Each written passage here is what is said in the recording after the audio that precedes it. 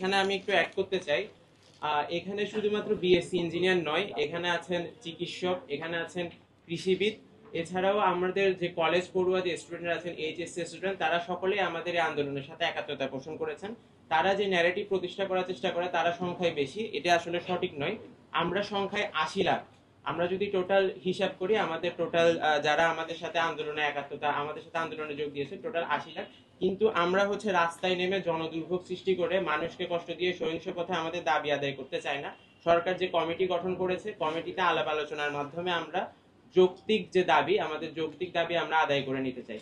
কিন্তু দেখা যাচ্ছে তারা সহিংসতার পথ বেছে নিচ্ছে। তারা রেলপথ ব্লকেট সহ নানা ধরনের সহিংস কর্মকাণ্ড 2013 সালে যেভাবে তারা যে সাধারণ মানুষকে জিম্মি করে চারপাশে সহিংসতা করে দাবি আদায় করে অযৌক্তিক, তাদের যে অযৌক্তিক দাবি আদায় করে নিয়েছে, তারাও এখনো সেই পথ অনুসরণ করতে চাচ্ছে এবং পরিস্থিতি বিবেচনায় আমাদের আন্দোলন অব্যাহত থাকবে।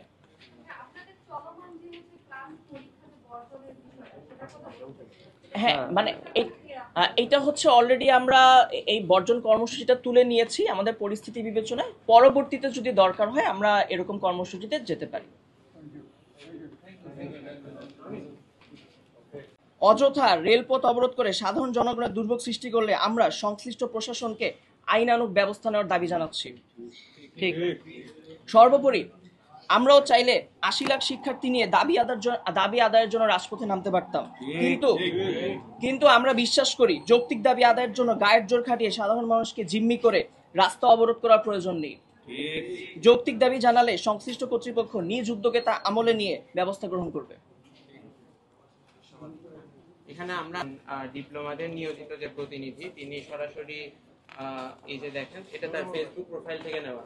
তিনি সরাসরি ফেসবুক প্রোফাইলে শেখ হাসিনার ছবি শেয়ার করেন। তিনি যে বঙ্গবন্ধু ডিপ্লোমা প্রকৌশলী পরিষদের একজন, তিনি সরাসরি একজন দোসর স্বৈরাচারের, এবং তার ফেসবুক প্রোফাইলে আপনারা খুঁজলেই দেখতে পারবেন। এছাড়াও যে আমরা এখানে আপনাদের কাছে বেশ কিছু ডাটা দিব, যেখানে দেখানো হচ্ছে যে অ্যাকচুয়ালি কি পরিমাণ বৈষম্য হচ্ছে বিএসসি ইঞ্জিনিয়ারের প্রতি। বিভিন্ন সরকারি বিভিন্ন জায়গায় কিভাবে বিএসসি ইঞ্জিনিয়ারদের কম নিয়োগ দেওয়া হচ্ছে, তাদের নিয়োগের পদ বন্ধ করে দেওয়া হচ্ছে, সিন্ডিকেটের মাধ্যমে কি কি করা হচ্ছে, আমরা এখানে সবকিছু যে ডাটা আপনাদের কাছে দেখানো হবে। আমরা আলোচনার টেবিলে সরকারের কাছে এই সবকিছু উপস্থাপন করেছি, এবং আলোচনার টেবিলে যখন সুষ্ঠু সমাধানের পথে আমরা আশাবাদী, সেই মুহূর্তে ডিপ্লোমারা রেলপথ ব্লকেট কর্মসূচি আর রাস্তা ব্লকেট কর্মসূচি সহ এই ধরনের ধ্বংসাত্মক ও সহিংস কর্মসূচি দিয়ে তাদের দাবি আদায়ের জন্য তারা এই ধরনের পথ বেছে নিতে যাচ্ছে।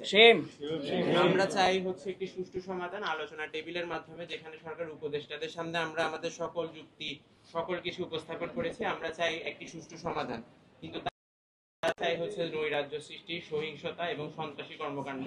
ইতিমধ্যে আপনারা জানেন যে আজকে গাজীপুরে বিকাল 4টায় তারা রেলপথ ব্লকেট কর্মসূচি ঘোষণা করেছে। এছাড়াও আগামীকালও তারা সহিংস পথে অগ্রসর হচ্ছে। আমরা আপনাদের মাধ্যমে দেশবাসীকে জানাতে চাই যে যারা সহিংসতা যে আপনারা যেটা যে আসলে আমরা যেটা চাচ্ছি আলোচনার মাধ্যমে যে যৌক্তিক সমাধান, সেই সমাধানের পথ আপনারা বেছে নেবেন। আপনাদের কোনো কোশ্চেন আছে?